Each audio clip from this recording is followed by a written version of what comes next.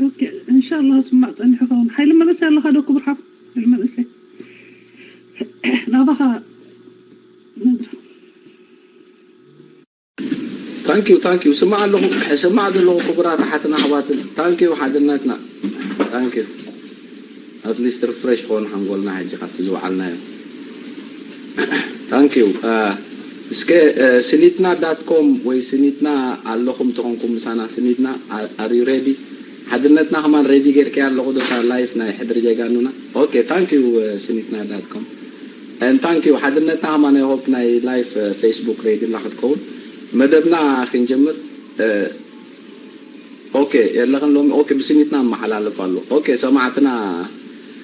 تاعنا لايف بسنيتنا قالوت نيكست تايماتنا محلال فالو كنت تسفا قبل نابنا لومي مدبنا خناتمو لو معنتي قربنا لكم زلنا غاشانا حفتنا كبرتي تعدستي كحساي نلومي حزاتو مسيادلا ارستي اجداسيو بفلاي نتي هواناوي أدانا غاري كوين دولو أمونغو إرتراويان بفلايون أبرديتنا أدانا غيروس نمحبد سب علمون أدانا غري أنت أتبلع رستا لو ما أنتي كبرتي كاشانا تعبتي كحساي كالسيس باوغو مرحارنا إرترا عرموشوش كالسينا حزب زنبري الناس نزراغ آغتي اتحجي بقوجلي هكدف زفلت وانو إسياسة فوركي حددي زراخبو نتبتات كعلوت سيلفي هكدف يلو 9-4 نستبقسه بمسورتو هكدف زبهال كعلوت مستي هزباو جنبار حدا زبروم نتبخ انتا يعلو دي بالحطة يقريب هذا الله حدا ديوم زي ايكونون داشانا نايلو معانتي تعدستي حساي زيادة أصفح بلا كتب راحلنا نقرأ ما قدي إنكو عم تأخذ تعجزتي كحساي علقة تكون كيدكم وعلى متى نعمدب كناتو نعمدب كناتو كبرت جاشانا يتكحرت بالكي سودات I know you are ready to سخون تقرب كخمسة لخي هو مو إذا أنت الإعلام مثلا أوكي إيدكم مول علي بشمين كلهم فتوتنا نايز جزا ملا علم الإنترنت تونزكاتاتولنا زلو إرتراويان انقعد حن متساقي قبلكي أفكر لي كبرت جاشانا كم تي كل شعب كم لموت قال لي فلتونا قال لي أي فلتونا شمكي بحرباي تاخي بحصر زبالي مع خبز تعمل كجاتي على لخي نابتنا يلومي حسكيو مسي قدر لخ عرستي كتساقاقرنا مدرخ نعخ قد فلكي حجون دقيمة بشمين بشم محادرتي حدر جاقانونان كلهم فتوتنان نزي قزاد حقوزنا نخن هلون نخن كتسلن انكو عدا حد مساقي كبرتك عشانا مايك نعخ قد فلكي ريد خنال على الله نخلينا ويلكم تعجستي مرحبا يسمع له خدي عتي له خدي هو علغي طبق مباري أنا سميت عجستي كحساي بهال عب مقمعتي عب أمريكا كاليفورنيا أيو بمجمرة عب روم زي عتي حساباتي كجلت عدمكمني بخبري إذا مسكنكم دقيمة دماني زعدل زي تقسم عني زخيل كاب حد متان كان معهار عدل رقيبة نخجلت أن نفسيون بدعمي فنان اسمع عني بل كتيلة أنا بحصر زبالة دحربايتاي كجلت عبال هزباو جنبار زنبركو عب بيت مرصورة زعبخو دحارون عب هنسا دحري سكول مود عب ميدا عب منستري هنسا شعون هنسا أو ناينبرن منستر هنسا يكون النيرو هنسا يزبها النيرو مالتي بفيل دي تمديبه يسرح نيرا مالتي كسابنا تنت دحري نتعنتون دحري كل تعامت ناب أمريكا متيلخو مالتيو سلزي عبال هزباو جنباري لأن نفسي زفالت باي بيت مصورة تعجز حساي بزحات كا ገሊኦም ብትዕግስቲ ካሕሳይ ወልደ ሚካኤል እውን ክሳብ ሳልሳይ ላስት ሜይ ከይዶም ዝፈልጡን ስለ ዘለው እንቋዕ ደሓን መጻኹም ብሎም ነቶም ዕዱማት ንዓይ ከዓ እንቋዕ ብሰላም ረኸብና ማለት እዩ። እቲለ እዚ ዝቐርብ ዘሎ ኣርእስቲ ብዛዕባ እቲ ዝዓበ ኩሉ ወይ ዝነበሩ ኩሉ ህዝባዊ ግንባር ምስ ህግደፍ ብኸመይ መንገዲ ተኣሳሰር ብኸመይ መንገዲ ከዓ ይፈላለ ዝብል ኣርእስቲ ኣዝዩ ሰፊሕ እዩ። ብኣይ ቁርብ ካፒ ኣነ ዝፈልጦ ክገልጽ እንተዘይኮይኑ ብኣይ ተገሊጹ ዝውዳእ እውን ኣይኮነን። ንነፍሰይ እውን ኣነ ብዙሕ ፖለቲከኛ እውን ኣይኮንኩን፣ ግን ኩሉ ኤርትራዊ እቲ ዝፈልጦ ብዛዕባ ሃገሩ ክዛረብ ከሎ ብዓቕሙ እታ ዝፈልጣ ፖለቲካ ድያ ዋላቲ ዝነበሮ ህይወት የካፍል ኣሎ ማለት እዩ። ስለዚ ምናልባት ካብቲ ዝገልጾ ገለገለ ጌጋታት ክህልዎ ይኽእል ይኸውን፣ ዝያዳ ከዓ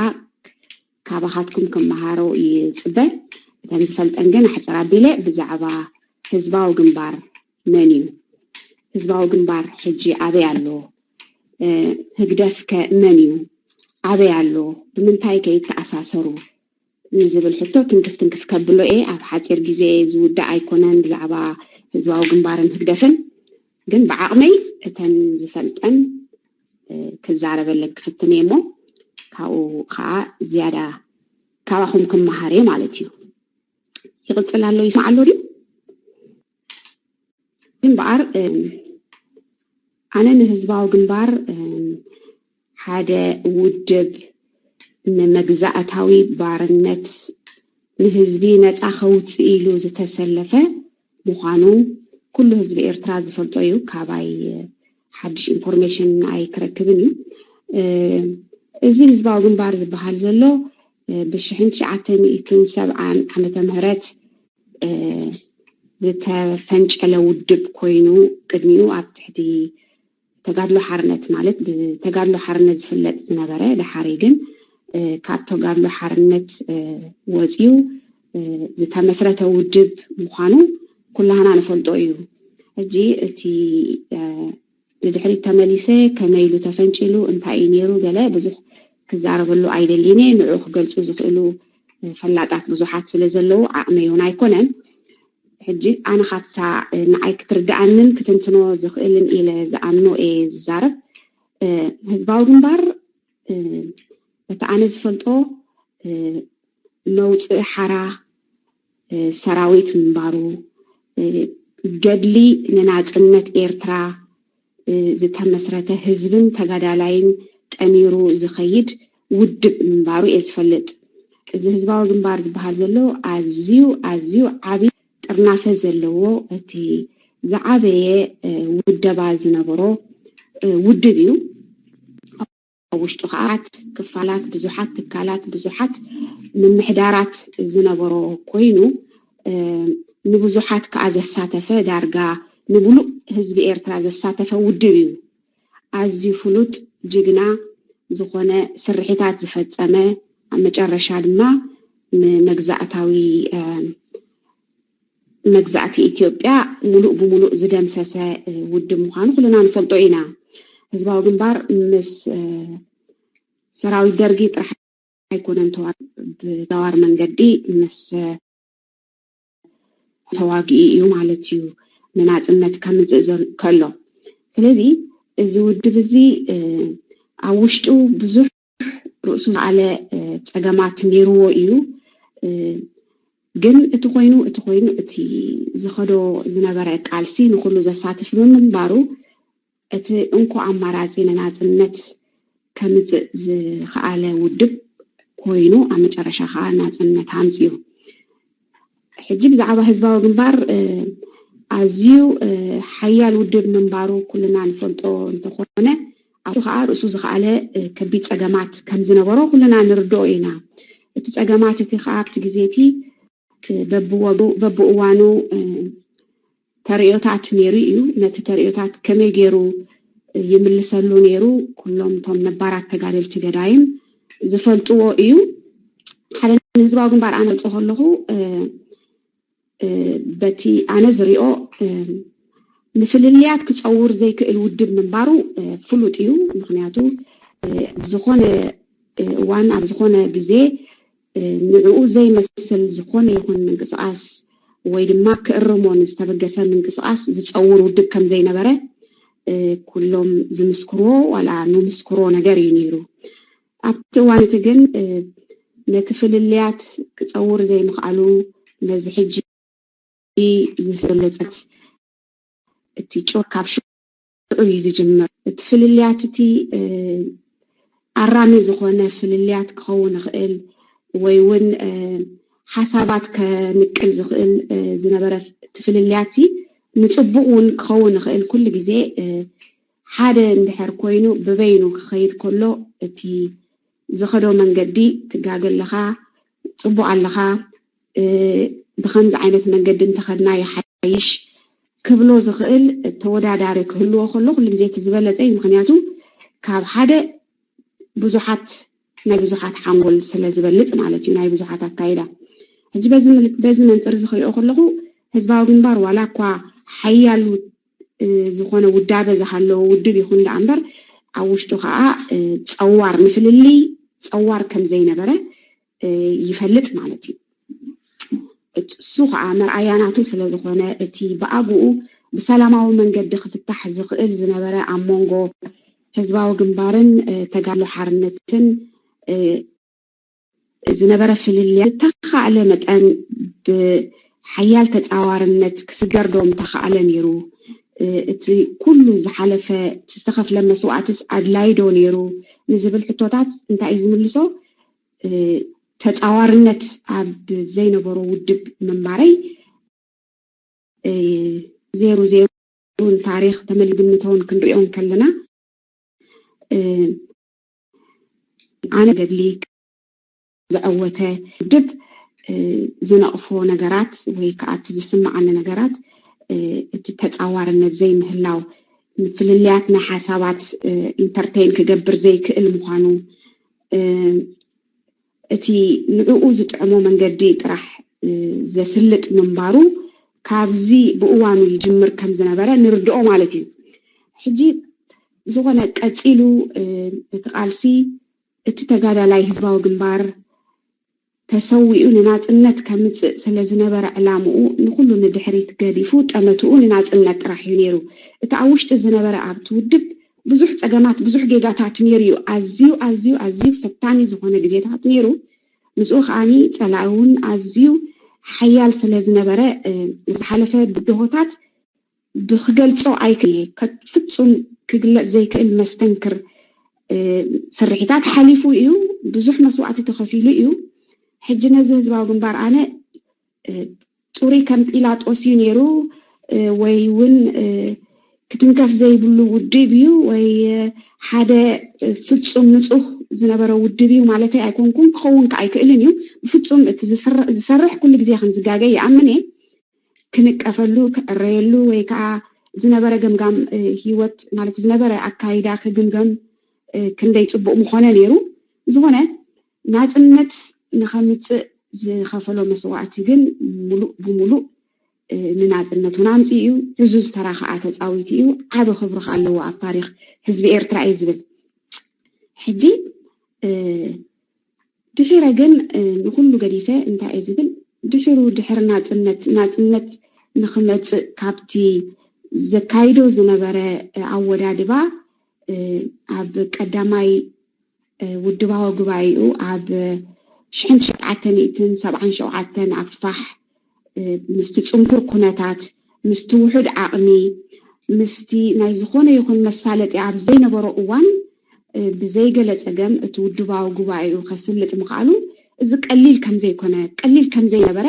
ክንርድኦ ይግባአና ኣብቲ በረኻታይ መራኸቢ ብዙሃን ኣብ ዘይነበረሉ እዋን ንዝኾነ ይኹን ተጻብኦታት እሞ ዝነበረ ወራራት መኪቱ ማዕረማዕሪኡ ድማኒ እቲ ዘቤታዊ ስርሑስ የካይድ ነይሩ እዩ ህዝባዊ ግንባር እዚ ክብል ከለኹ ዘቤታዊ ስርሑ እቲ ውሽጣዊ መቃለሲ ባይታታቱስ ይሰርሕን የካይድን ነይሩ መርኣያናቱ እዩ ከዓ እቲ ናይ سبعين شوعتن ودباو قبائي ككايد مخالو مالتيو حجي كم حدا عبا عوت يزريو እንደገናውን بدحريو مزخلو ورارات مزخلو فتنتات مزخلو حجاز زي بلو امو بكالاشن ካልእ ተወሳኺ ኣጽዋር ዘይብሉ ብካላሽን ታንክታት እንዳማረኸ ነቲ ሓያል ጸብለልትነት ዝነበሮ ናይ ጸላኢ ውድታት እቲ ናይ ነፈርቲ ደብዳባት እቲ ኣዝዩ ዝተራቐቐ መሳርያታት ኣብ ልዕሊ ኣብ ነፍሱ ዓለበ እዩ ተጋዳላይ ህዝባዊ ግንባር ኣብ ጥሙዱ ንናጽነት ዝምክት ዝነበረ ማለት እዩ እጂ እቲ ኣብ ውሽጢ ዝነበረ ሸርሕታት እቲ ተራ ተጋዳላይ ህዝባዊ ግንባር ቪክቲም ይኮይኑ تعدرع ولا يوردو دأمبر تتأمتوا نناصنت ينيرو هجي حنتي تي مسل زبحال أو تجادله حزباو جنبار زنبرة زعابة مسل نتاعي نيرو نخد سواء مسل نيروكا تخالق جن قدم جبوكا هتفتصم راح يزلكا نخد سواء جن ملوء مسل علىكا مالتي زيادة فكر سلا زنبرة ما تمسوعتي بزح مسوعتي تخفيلو خا ناصنت كنتصل جدن كوينو حجي ناي 77 حليفياس بدحريو دحري 10 عام دما بزغلو مساناخل مستعبيت ورارات እንደገና ይስማሐለይ ከይበለ ወይ ድማ ኩናቲና ነካይድ ዘለና ሞ ጉባኤና ክንገብር አይጥዕመናን እዩ ዓቅሚ የብልናን ቀዳምነታትና እዚዩ ኢሉ ነቲ ውድባው ጉባኤ ካልኣይ ከሳልጡን قليل كاين برا يريو مالتي اب شحن 987 حجت شحن 987 زتجبره ودب غباعي نرؤسو دحر 10 عامت مالتي شعو بزح مسمسات كقرب يخل نيريو حدا كبتي ورارات زفشلنالو ناي شحن 985 ناي متحاسبارنتو زنبرلو بدحريو يقصعت زنبرلو كبت فتنات زغطمو اوانات ينيرو 85 ምናልባት 86 بتزامادي زحل زبله ኩነታት ተነበረ ግን ንሳብ 87 ውድባው ጉባኤ ንخገብርሲ እኹን ዕድላት ነይርዎ ማለት አይነበረን ግን ምስቲ ሁሉ አቅምታቱ ምስቲ ሁሉ ሽግራቱ ምስቲ ሁሉ ወጻታቱ ግድን ክግበር ስለዘለዎቱ ጉባኤ ገይርዎ حجي إذا نمتى نا ودباو قبائتات زملهو دحاري كقلصو نزي حجي زقت من نازلو نمنتاي شو خجبر زي تخعله نجار حجي نمتاي خجبر زي تخعله نمبالي نعتو ودباو قبائتات زقت زلهو حجي تودباو قبائي 87 زصدقو كابتي تشارتر ناي حزباو جنبار قليل كم زي نبره عميق كتعات زتخايدلو نبزحات زساتفه ودباو قبائي منبارو مسؤول نتي ب82 عامة مهرت نتقادلو حارنت إيرترا كاب ميدا إيرترا زوجة كابو كفالو 87 داق ماي مسزباو جنبار تتنبيرو ننات النت زتسلفلو فلوي تاريخ استفتملو قبائي نيرو 87 إلي يذكرو دحر دما اب 87 ابتي صبوق غيرك ذكرلو زخل ادمتاتون ስለዝነበርኩ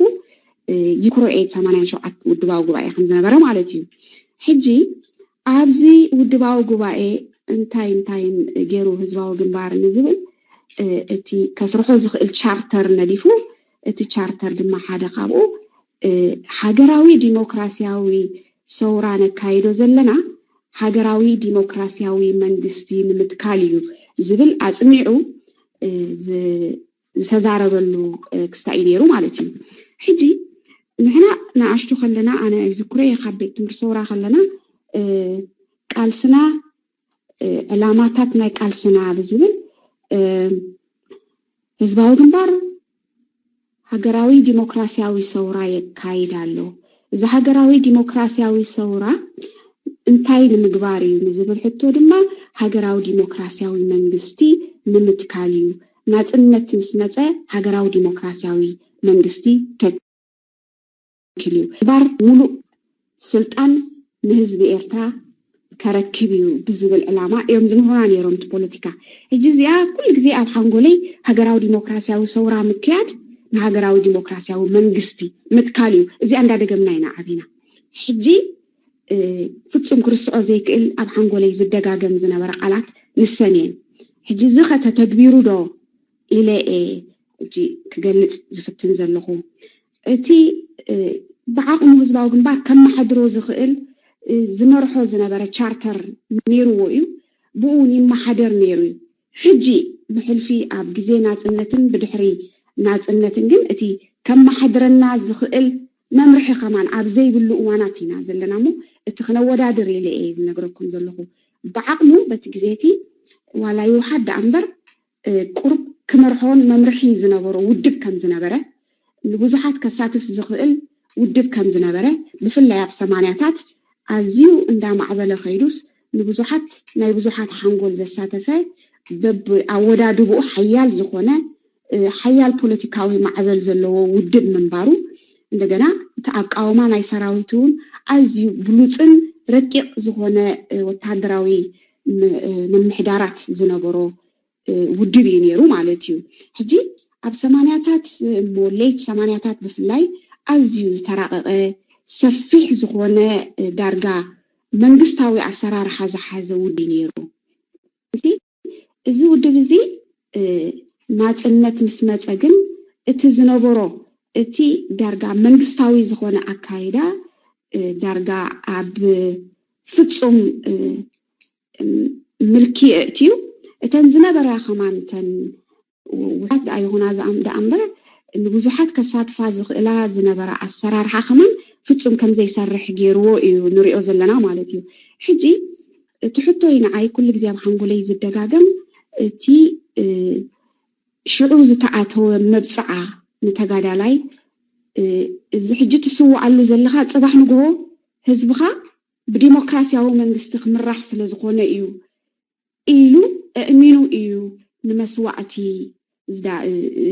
ባይታ ዝኸፈተሉ ማለት እዩ ሕጂ ኣነ ስውዕ ኣለኹ ጽባሕ ንግሆ ግን ብልጽግቲ ኤርትራ ክትከል እያ እሞ እታ ብልጽግቲ ኤርትራ ከዓ ህዝባዊት ክትከውን እያ እዩ ህዝባዊ ተጋዳላይ ህዝባዊ ግንባርን ህዝብን ተጋዳላይ ማለት እዩ እዚ ሕጂ ዘለናዮ ንሪኦ ዘለና ንምንታይ እዩ እዚ ኩሉ መስዋዕቲ ኣድልዩ ኣብ ዝብል ደረጃ ይሓስብ ኣነ ንስኻትኩም ከመይ ከም ትሓስቡ ኣነ ግን እዚ ኩሉ ዝተኸፍለ መስዋዕቲ ከንቱ ዲ ኮይኑ ኣብ ዝብለሉ ደረጃ እየ ዝበፅሕ ከወዳድሮ ከለኹ ማለት እዩ ሕጂ ንድሕሪ 87 ቀፂሉ ከዓ ኣብ መጨረሻ ናጽነት ድሕሪ 91 ክሳብ 94 ዘሎ እዋናት ናይ ምድላው ሬፈረንደም ኮይኑ ዕውት እውን ነይሩ ሬፈረንደም ተገይሩ ሽዑ እቲ ሳልሳይ ውድባዊ ጉባኤ ድማ ኣብ ናቕፋ ተገይሩ ማለት እዩ ሕጂ እዚኣ እንታይ ይገልጽልኩም እቲ ቀዳማይ ውድባዊ ጉባኤ ኣብ ፋሕ ተገይሩ እቲ ካልኣይ ውድባዊ ጉባኤ ኣብ ኦሮታ ሳሒል ተገይሩ እቲ ሳልሳይ ድማ ኣብ ናቕፋ እዩ ተገይሩ ሕጂ ኣብዚ እቲ መልክዓቱ እንዳቀየረ ዝኸደሉ እቲ ሳልሳይ ውድባዊ ጉባኤ ንዓይ ታሪኻዊ ኮይኑ ይረኣየኒ ምክንያቱ ኣብ 87 ዝነበረ ብዓቕሙ ዝያዳ ይሓይሽ ነይሩ ኢለ ይግምቶ ምስቲ ኣብ በረኻ ምንባሩን ምስቲ ቁርብ ክምለኽ ዘይጀመረ ዓይነት ጉባኤ እዩ ነይሩ ኢለ ይሓስብ ክሪኦ ከወዳድሮ ከለኹ ማለት እዩ እታ ኣብ 94 ዝተገብረት ጉባኤ ግን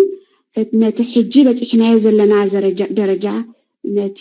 ፈኸም ዝበለ ኣብ ጓህሪ ከተብፅሓሉ ዝኽኣለት ውድባዊት ማለት ጉባኤ ኢለ ዝጥቅሳነ ብታያት ተሓሳስባ ምክንያቱ ብሳልሳይ ውድባዊ ጉባኤ እዩ ዳርጋ ኦፊሻሊ እታ ህግደፍ ትበሃል ዘላ ማሕበር ተመስረተት ማለት እዩ ሕጂ እዛ ህግደፍ ዝትብል ዘላ ምስ ህዝባዊ ግንባር ክፈላለያ ደልየ ዘለኹ ቅድም ኣብ ህዝባዊ ግንባር ትበሃል ውድብ እየ ዝፈልጥ ነይረ ድሕሩ ግን እቲ ሕብእቲ ሰልፊ دحرينا فليتي أنا بزفل بتني أنا زفلت كود دحري زفلت تا حبيت سلي أدلايد دوريرا نزبل حتو بوجنين عي أدلايد كان زي نبرت شافيت نزحجي تفتيرو زلو هبدف جنا تتأفز نبرت مسارح كوينات سمعني معناته أدلاينت كان زي نبرة يريق له حجي تشعوز تفترة شجري حجي እንዳ ጎብለል ኮይኑ ወፂኡ ህግደፍ ዝኸውን ዘሎ ማለት እዩ እቲ ሽዑ ዝተሰርሐ ጀመረ ኣሰራርሓ እቲ ሽዑ ንውሽጢ ነቲ ተጋዳላይ ውሽጢ ካብቲ ብጸላኢ ክወርዶ ዝኽእል ዝነበረ ከቢድ ማሕሰይቲ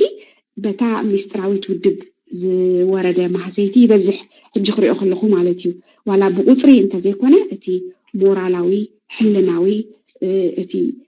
ክግበር ዘይግብኦ ዝነበረ ኣብ ልዕሊ ተጋዳላይ ዝተወስደ ስጉምቲ በታ ዝነበረት ሰልፊ ክጠቕሶ ይደሊ ማለት እዩ ሕጂ ቀፂለ እታ 1994 ዝነበረት ውድባዊ ጉባኤ ድማ ዋላ ብዓቕሚ ንብዙሓት ተሳትፍ ህዝባዊት ሜራ ተሳትፎኣ ኣዝዩ ሰፊሕ ብምንባሩ ይግለጽ እዩ ኣብኣ ግን እታ እዚ ሕጂ ኣብ ስልጣን ተቆይጡ ዘሎ ኢሳያስ አፈወርቂ ንህዝቢ ኤርትራ ዘሽከዓሉ ወይ ድማ ዓብ ትሪክ ዝተጻወተሉ ጉባኤ እዩ ኢለ ይሓስቦ ማለት እዩ ብኸመይ ኣነ ዝገልጾ እዚ ብናተይ መረዳእታ እዩ ክኸውን ይኽእል ኣይከውንን ሰብነናቱ ተሓሳስብ ኣለዎ ኣብታ ዝነበረት ውድባዊ ኣብታ ጉባኤ ናይ 94 ሕጂ ክሪኦ ከለኹ እንታይ እዩ ድሕሪ ሪፈረንደም ምግባርና ሃገር ሙሉእ ብሙሉእ ናጽነታ ኣውጃስ ኤርትራ ከም ኤርትራ ኣብ ዓለም ልኡላዊት ሃገር ምዃና ተረጋጹ ኣብ ዝነበረሉ እዋን ዝተገብረ ውድባዊ ጉባኤ ታሪኻዊ እዩ ኣብቲ ውድባዊ ጉባኤ ከዓ ነዞም ሕጂ ውሑዳት መስረቲ ናይ ህግደፍ ኮይኖም ዝወፁ በቲ ግዜቲ መሰጋገሪ መንግስቲ ክትከል ኣለዎ ቅዋማዊ መንግስቲ ክቀውም ኣለዎ ቅዋም ንኽንደፍ ዘድሊ ምቅርራባት ክግበር ኣለዎ ዝብል ዝተፈላለየ ክትዓት ስለ ዝመፀ እምበኣር ቅዋም ንኽትግበር እዚ ሓጋግ ኣካል ክቀውም መሰጋገር መንግስቲ የድልየና ኣሎ ተባሂሉ እታ መሰጋገር መንግስቲ ድማ ክሳብ 96 ዓመተ ምህረት ንኽልተ ዓመት ዕድል ተዋሂብዋ ኣብቲ መሰጋገር መንግስቲ ድማ ኣባላት ተሓርዮም ሕጂዞም ኣባላት ኣቀዲሞም ብኢሳያስ ዝተመረፁ ብምንባሮም ንብዙሕ እቲ ውዳቱ ሕጂ መሳለጥያ ኮይና ንትሰርሕ ዘላ ውድብ ህግደፍ ክኾኑ ተባሂሎም ዝተሓረዩ እዮም ነይሮም ማለት እዩ ሕጂታ ትሪክ ኣብዚ ኣትፍጠር እቲ የዋህ ተጋዳላይን ህዝብን ኣብቲ ውድባዊ ኣብቲ ናይ 94 ጉባኤ ዋላ ውድባዊ እንተዘይበልኩ ሃገራዊ ጉባኤ ንበሎታ ናይ 94 ኣብኡ እምበኣር ሓያል ክትዓት ተኻይዱ ነዛ እምበኣር ጊዜያዊት መሰጋገሪ መንግስቲ ክንተክል ተባሂላ ዝወፀት ኣብዚኣ ኢና እታ ሽግር ትመፀና ማለት እዩ ኣብዚኣ እታ ዝወፀት በዓል ኣባላት ገለ ካብኣቶም ክዝክር ንበዓል ምሕየድን ሸንገብ ዓብደላ ጃብር ዘለዎ ሓድሽ ሓይሊ ክንትካ ኣለና ሓድሽ ሓይሊ ክንእቱ ኣለና ተባሂሉ ዝኣተው እዚኣቶም ከዓ ነታ መሰጋገሪት መንግስቲ ተባሂሎም ዝተሓረዩ ማለት እዩ ሕጂ ሓደ ካብኣቶም ከማን ብሰራዊት መስፍን ሓጎስ ከማን ከኣቱ ኣለዎ ዝብል ድምፂ ስለ ዝነበረ ኣብታ መሰጋገሪት መንግስቲ ተባሂላ ዘላ መስፍን ሓጎስን ከኣቱ ተገይሩ ማለት እዩ ውሕዳት ኣባላት ዘለዋ ሕጂ መሰጋገሪት መንግስቲ ቀስ ብቀስ እንታይ ኮይና እቲ መሪሕነት ናይ ህዝባዊ ግንባር እንዳ ኣወገነት ያ መፅያ ማለት እዩ ነቲ ናይ ወታደራዊ ሓለፍቲ ወይ ድማ እቶም ካልኦት እውን ናይ ፖለቲካዊ ጉዳያት ሓለፍቲ ነቶም ዓበይቲ ሰበስልጣናት ናይ ህዝባዊ ግንባር ነቶም ናብ ውሕዳት እንዳዛዘወት ከይዳ ማለት እዩ ሕጂ ኣብዚ ምናልባት ግርህና ስለ ዝነበሮ እቲ ተጋዳላይ ህዝባዊ ግንባር ወይ መሪሕነት ኣካል ተጠውያታ መሰጋገሪት መንግስቲ ትመፅእ ዘላ ባዕላ ሽማ ድማኒ ህዝባዊ ግንባር ንዲሞክራሲን ፍትሕን ትብል ስም ተዋሂብዋ መሰጋገሪት ማለት እዩ ሕጂ ዓቢ ናይ ምጥሓስ مسل ويدما نايم تحس حجي تفلسيمو يبل أنا بنفسي معناته انت دعا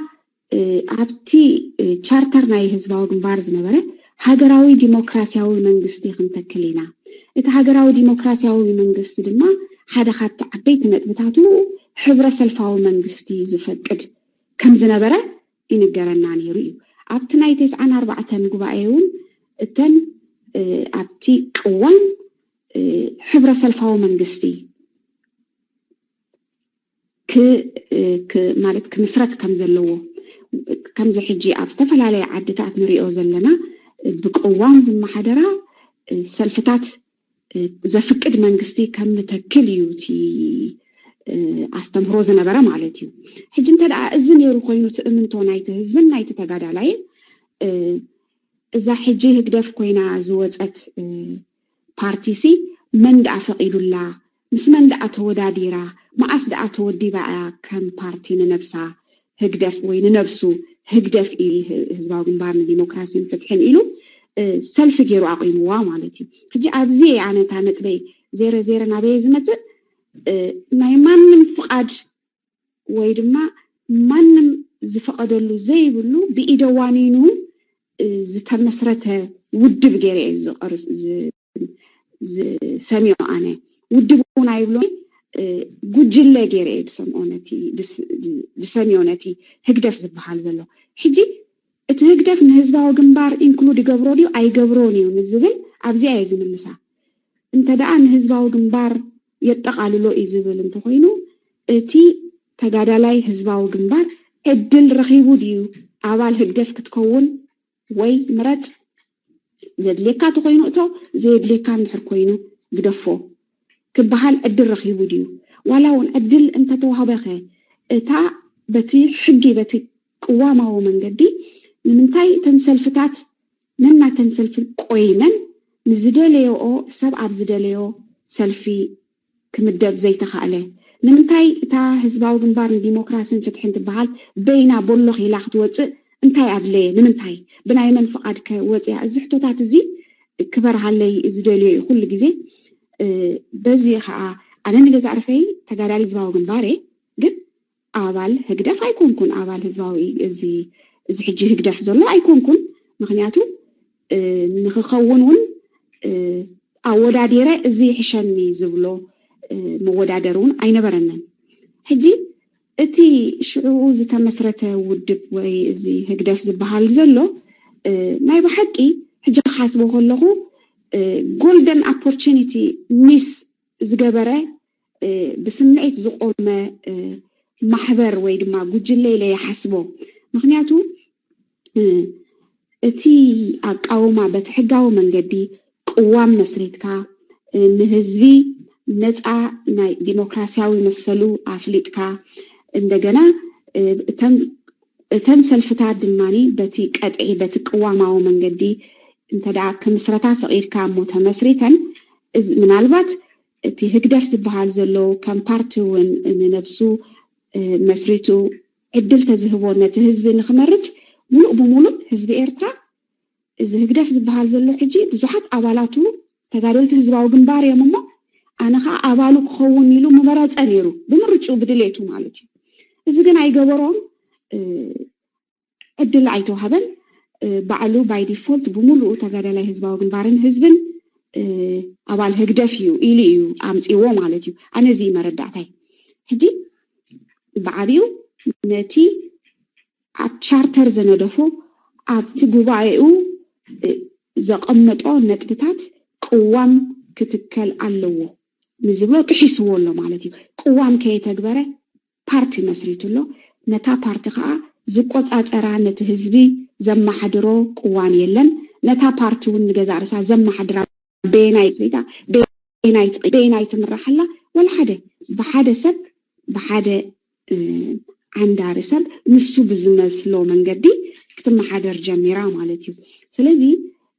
تقادالاي هزباو جنبار أبال هكدف هيكونن تقادالاي هزباو جنبار تقادالاي نا هزباو جنبار دعينبر هكدف كخون صباح نبو تيك خون بارتي مسريتو دما نإيرترا كمرحيلون أي تسلفن زي تقادالاي هزباو جنبار حانت من تؤذنا برك ተጋዲሉ ተሰዊኡ ናጽነት ከምጽእ ናጽነት ድማ ንህዝቢ ክረክብ ኣብዚኣ ሕጂ ህዝባዊ ግንባር ከም ፓርቲ ክቅጽል ነይርዎ ዶ ኣይነበሮም ንዝብል ሕቶ ኸማ ኣብኡ ኣነ ከም ፓርቲ ንክቅጽል ኢሉ ኣይተሰለፈን ከም ፓርቲ ንክቅጽል ኢሉ ኣይተጋደለን ብድሕሪኡ ምዕባለት መጽእ እንዲሁ ናጽነት ምስ መጸ ከም ፓርቲ ክቅጽል እየ እንተበለ ናቱ ምርጭው እዩ ነይሩ ግን ኣሰላልፉኡ ከምኡ ኣይነበረን ሕጂ ብዙሕ ግዜ ህዝባዊ ግንባር ሓርነት ኤርትራ ናጽነት ኣምጽኡ ናጽነት ንህዝቢ ኣረኪቡ ሬፈረንደም ገይሩ ልኡላውነት ናይ ኤርትራ ሙሉእ ብሙሉእ ኣስሚዩ ንህዝቢ ኣረኪቡ እየ ዝብል ኣነ ኣረኪቡ ኣብ መንጎ እቲ መሰጋገሪ መንግስቲ ግን እቲ ዝነበረ ክስታይ ተጨውዩ ማለት እዩ ብመን ተጨውዩ ብህግደፍ ተጨውዩ ስለዚ ህዝባዊ ግንባር ህግደፍ ኣይኮነን ዝበዝሐ ኣባላት ናይ ህዝባዊ ግንባር መሪሕነት ናይ ህዝባዊ ግንባር ኣብቲ ህግደፍ ውሕዳት እዮም ከማን ዘለዉ ማለት እዩ ውሕዳት ኤሊትስ በትሽዑ ግዜቲ ጂ ክቀውም ቆይሙ ንህዝቢ ባዕሉ ከመሓድር ዝወሰነ ህግደፍ ዝተቀጅኡ ውሕዳት ኣባላት ሒዙ እዩ ተበጊሱ ነባራት ገዳይን ተጋደልቲ ድዮም ከነይሮም ንዝብል ሕቶ ከማን ኣይኮነን ሕጂ ክሪኦ ከለኹ እቶም ነባራት እቶም ኣዝዮም መትነ ናይቲ ውድብ ዝነበሩ ነቲ ብፖለቲካዊ ዓቕሚ ንካድራት ዝመልመሉ ወታደራዊ ሓይሊ ነቲ መሓውር ናይቲ ውድብ ብሓያል ተመክሮን ዳይናሚክ ዝኾነ ኣካይዳ ገይሮም ዘዕወትዎ ኣባላት ህግደፍ ኣይኮኑን ሕጂ ክሪኦም ከለኹ ኣይኮኑን ኣባላት ህዝባዊ ግንባር እዮም ግን እዚኣቶም እንተዳ ኣባላት ናይቲ ህግደፍ ዘይኮኑ እንድሕር ኮይኖም እቲ ተራ ተጋዳላይ ህዝባዊ ግንባር ድማ ኣባል ናይ ህግደፍ እንተዘይኮይኑ ህዝባዊ ግንባር ህግደፍ ኣይኮነን ወይ ከዓ ህግደፍ ህዝባዊ ግንባር ኣይኮነን ህግደፍ ንበይን እዩ ህዝባዊ ግንባር ንበይን እዩ ህዝባዊ ግንባር ኣሎ ንዝብል ሕቶ ከዓ ክምልሶ ከለኹ ህዝባዊ ግንባር የለን ታሪክ ገይሩ እዩ ታሪኹ ከዓ ዓወት ኣምፂ እዩ ግን ከም ውድብ የለን ኣብቅዕ እዩ ክህሉ ከም ተገብኦ ዶ ነይሩ ንዝብል ሕቶ ወይ ሽዑ ምርኣናዮ ማለት ክጋደል ከሎ ክህሉ ክቅጽል ከም ፓርቲ ክምስረት ኢሉ ኣይኮነን ተጋዲሉ ግን ናጽነት ምሰምፀ ኮንትራቱ ኣብዚኣ ትውዳእ ኢለ ይሓስብ ኣነ ገድሊ ንናጽነት ኣምፂዋ እዩ ብድሕሪኡ ግን እቲ ገድሊ ኮይኑ ተጋዳላይ ኮይኑ ወይ ድማ መሪሕ ውድብ ኮይኑ ናጽነት ስለዘምፀ ንዘለዓለም ክመርሕ ወይ ድማ ነታ ሃገር ገባርን ሓዳግን ኮይኑ ክቅጽል ዝብል ዕላማ ኣይነበሮም ስለዘይነበሮ ድማ ተጋዳላይ ህዝባዊ ግንባር ናጽነት ኣምፂኡ ንህዝቢ ኣረኪቡ ጉባኤ ገይሩ ብድሕሪ ጉባኤ ኣብታ መሰጋገሪት መንግስቲ ትበሃል ዘላ እዋን ከዓ እዛ ህግደፍ ትበሃል ዘላ ወፂያ ማለት እዩ ብድሕሪኡ ኣብ 1996 ድሕሪ 2 ዓመት ናይ 94 እታ መሰጋገሪት መንግስቲ ንቅዋም ከተተግብር ተዋሂብዋ ዝነበረ ግዜ ሓሊፉ ብድሕሪኡ ኩናት ናይ ኣብ መንጎ ኢትዮጵያን ኣብ መንጎ ኤርትራን እውን መፂኡ እዚ ርእሱ ዝኸኣለ ትንታነታት ኣለዎ ንምንታይ ኩናት ኣድለየ ንምንታይ እቲ ቅዋም ብእዋኑ ዘይተተግበረ ዳር ኣብ ውዱእ ኩነታት እንከሎ ባይቶታት ቆይመን ክትዓት ተገይሩሉ እቲ ቅዋም ተነዲፉ ኣብ መወዳእታ ደረጃኡ በፂሑስ ኣብ ከምዚ እዋን ብሓታ ኩናት ተወሊዑ እቲ ቅዋም ክትግበር ኣይተኸኣለን ሕራይ ኣብዚያ ኩናት ስለ ዝነበረ ቅዋም ክትግበር ኣይተኸኣለን ዘይተወሰነ ግዜ ብዘይ ቅዋም ክንከይድ ተገዲድና ይብል እዚ ሕጂ ዘሎ ስርዓት ኣነ ግን ሕቶይ እንታይ ይብል ሕራይ ተቕላይ ዓመት ክሳብ 30 ዓመት ዋላ ኩናት የጋጥመና ካብ 98 ክሳብ 2000 ዝነበረ እዋን ክሳብ 2001 ዝነበረ እዋን ኣዝዩ ፈታኒ ዝነበረ እዋን ስለ ዝነበረ ኣብቲ ግዜቲ ቅዋም ነተግብር ዕድል ኣይነበረናን ሃገር ኣብ ኣዝዩ ተዓፋፊ ደረጃ ነይራ ንዝብል ሕቶ ሕራይ እስከ ንዑስ ዋላ ኣይእመነሉ እስከ ደሓን ኢለ ይቀበሎ ብድሕሪኡ ግን ብዘይ ዝኾነ ይኹን ምስምስ ቅዋም ክትግበር ነይርዎ اتحجي تنديفو زنبرة قوام كتكبر نيرو أي تتكبرن نمنتاي القوام انت لا تتكبرو نزي حجي زلو هقدف كقصلو أي كإلني كقصلو سلازي كإل زي توسنة قوام بجزاو منجستي كنقتل إيرترا تفريدا مالتيو سلازي هقدف معي ترجم زي بلو ناي وحدات ناي عندرتي جوجل إلى دقاقي مزيد بصونتايو بحق قياد زي دلي كاب قدمون كاب بقاق السؤول جميرو خاا كاب تعميدان كله عبزباو جنبار كلوس بتفطرو تتعوارو ودب كم زي كونه نناس الند عيام زنبر نفليات كتصور كإلو دب نيرو ينيرلو نيري جن زيادة بحرياتو خاا دحري تناس الند امو خاا قوام كتكبر عبتدانا لوان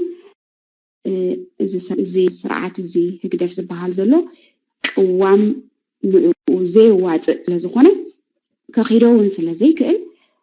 ديكتاتر كوينو خقصل أي كإلني تحقق نحرانو تقوام اندحر تتكبيرو كقصل أي كإلني مالتي سلازي تتعوار النت زي بلو سلازخونه دما انتاي دعا حقنا زينا تكبر نمنتاينا بقوام زي نمرح لمنتاينا هزباو منجست زي نتكل زبلو حطوتات كنصو خلو كصورو ماي كإلني بتفطرو تصوار ايكونن فلليات كتصور زخእል አመጻጻውን የብሉን ሓደ ከአውቶ ዝኽአለ ምስኪን ተጋዳላይ ተሰዊኡን ከምጽ ጥራሕ ዕላማ ስለዝነበሩ በሐያል መስዋዕቲ بخبر مسبوعتي نت متيا صفوف زخونه امرار حدا زنبرو ግን አይኮነን ታናጽነት መጽያ صفوف ዝነበረ አመራር ሓን ይርዎ እንተ ዝኸውን ዋላ ሕጂ ተወዲቡ ተወዳዲቡ ዋላ ተፈንጭሉ ዋላ ተጾሚቁ ህግደፍ ይምጻ እቲ ዝነበሮ ቀደም ጽፉፍ አካይዳ ሕጂውን ከኺዶ መخአለ ነይሩ ጽፉፍ አካይዳ ከም ዘይነበሮ ሁሉና ንፈልጦ ኢና ሕጂ ግን ዝሰዓረረ አዝዩ መላኽ ዝሆነ سرعتنا تخيلنا زلنا مالتيو حجي هزباو جنبار نيرويو تاريخ جيرويو أنا زاربكم زلهم إذا حجي زلو سرعات هقدف نهزباو جنبار أيوكلوني بزخونة يكون ملك إتاتو نهقدف نهزباو جنبار كوكلو أي كإلنيو بلا لكو كوكلو أنت زخيل مساتفو نيرو بمرجعه أما أتو نيرو كم سلف توداديرو بمولو تقادلاي هزباو جنبار عبزمرصو سلفي توديبو هقدف يخخون كالئ يخخون مريصو معتو نيرو حجيجن هزباو جنبار تقادلاي هزباو جنبار ولا حفاشو دباتو يخون نزي حج زلو هقدف مرعيا وي تمثال ناتو كخون اي كإلين زرخبو نجر يلن زارستي أمزيا مالتيو دي مو وحدات أبالاتو أبتي هقدف ألوندو كميجيروم زيوم سزباو جنباردو أيكونونيو زي الحتو تاتكل علي خيليو هو أبالات هزباو جنباريوم جن الساتوم نمولو هزباو جنبار أيوكلونيوم بأي بتاناتي مردعتا هزباو جنبار ناس النت همزيو لأولاو النت نهزب إيرترا أركيبو تاريخو أبزي بصبقتا تدنبي معات تقدالاي ስለዚህ ብድሕሪኡ ግን እቲ ቀዳማይ ቪክቲም ናይዚ ህግደፍ ኮይኑ ዘለኻ ተጋዳላይ ቪክቲም ናይቲ ውፅዕ ናይቲ ሕጂ ተፈጢሩ ዘሎ ህግደፍ ተጋዳላይ እዩ ምክንያቱ ተጋዳላይ ንናጽነት ከምጽእ እንተዳ ሓያል መስዋዕቲ ከፊሉ መሰሉ ንኸረጋግጽ ሓያል መስዋዕቲ ከም ዝኸፍል ግድን እዩ ግን እንታይ ተገይሩ ልክዕ ድሕሪ ናጽነት ነጋዳላይ ምስ ህዝቢ كيسانه إذن قانتن كوينو خي كتسل زخونا يخون لوط خيمز أمونغو تقارالاي دما عميق زخونا زمدنا متان كيف التر بوزح وديتات تجيرو مالتيو وديتات انتايو زخونا يخون منكسقاس كترن كله حتو خحيت كله تتقارالاي نمسلو بزحات وانات سمعناينا رئينا ننعشتو ببقوانو أب كفلتات ناي حكمنا زتبقسة تقاوموتات نيرو أب تسعتات مالت دحرنات النت أبتس عن كلتنون كمو ناي كبير برت عبالات كبير برت نبرة حتوتات ميرو بعبي أخا أب 94 عام تمرت كا أدما ناي تجادلاي نيرو مالتي حجي تجادلاي نزيديو تي الأمانة نيرو كم زديو تي أكايدانا زبل حتوتات ميرو وإيو دجنا ناي نابرا شجر قديمو دحرتي الناس عنك بفلاي ناس مس حزبي مس تتأمبرنا ناس عنك مس مزت قدامي حزباو تجادلاي كدربن يرو معناته أبكيو ناس عنك همزيو زاد اللي مشن تفتيميو حدي بستها على متن إذا حيال حزباو جنبار انتدع طرلوف كوينو زخونه يختكل زخيل سرعات وتز ملاخ سرعات كتصوروا أي كإلني انتدع ملاخ سرعات كوتس كوينو ويكا ملاخ سرعات كفتر انتدع كوينو تي حيال تجار عليه حزباو جنبار بزخونه يكون من جدي في اللي عتاوشتو تفتيرو كفن تحت راح يزلوه التمت نتاعتو تي سراور نايتي قدلي بخيال مستراوي من قدي كبتان راح ينيرو حدا مرعيانته انت ينيرو تي نعمتات زحانصو ناي سلايات كال تقلاطيفكا ببتان تي ناي حكمنا ناي كبيد برات تي ناي استفلالي وشطاوي ودباوي تكالات بستخاله متن فحنا بلكا ممهماني نيرو مالتيو حجي انتي يزي خنريو خلنا قليل مسل حدش ودادبا تفطيرو معبلتي إيرترا نمصا زتفطره عينتا كايدا غيرنا نريو نخون بيواح منقد نريو خلنا نو انا خو ما يريوني معناتو حنت هاجر بلصقت هاجر امخا ثورة اكايدا ناصنتا زمصت هاجر اتي ابتي ثورة تكايد كلا زحانصتو حيال زخونه وتادراوي عقمي ناي سلايا مرببو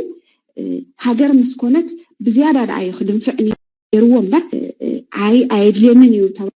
نتي حيال ناي سلايا مربب ناي تهاجر مبتان مالت بروهين كلنا إيرترا دحرنا صنت كمان يدلي حيال ناي سلايا مربب هاجر سلازخونت سازي نمنتا يدلي ناي سلايا مربب كبتان اتي 7 كلتان تباهيلو زمصه مالت كفل 7 كلتانسي كله تغادلاي حزباو جنبار زفلطو حجي قلطيف كانتي نتي خفلي مبتان كم زي نبره مغبارو نتي حلافي اون كابتن نوح غزي تمكرو زطريلون نتي زنبرو احادو دما ازيو زمعبلون عليها خبسلايا ناب كال سيفيلاوي محدار من الداب اتي انا بعقني تذكره حيال زخونه ناي حكمناوي من محدار نيرو عرارب ماكله حكمنا كساب عبيت تكالات نايندا مفراي مدحانيت ناي لابراتوري نايندا مانديبل روسو زغاله عابي حكمناوي عقم زنبرو ودبي نيرو نزون انترانايو بتي حجي خودادرو زكلغو اس حجي منغست خوينه علغو إلو زحازو عقمي مستشعو زنبره ناي حزباو جنبار حكمناو عقمي سماين مريتني بعبي ولا حصر ابنت كبكم ابز قنيات زس 4 حكاير ኢትዮጵያ ናብ ኤርትራ ከገልግሉ መጽዮም ዝብል ዜና መስማዕኩስ ንድሕሪት ተመሊሰስ ኣነ ዝዝክሮ ኣብ ሆስፒታል ኦሮታ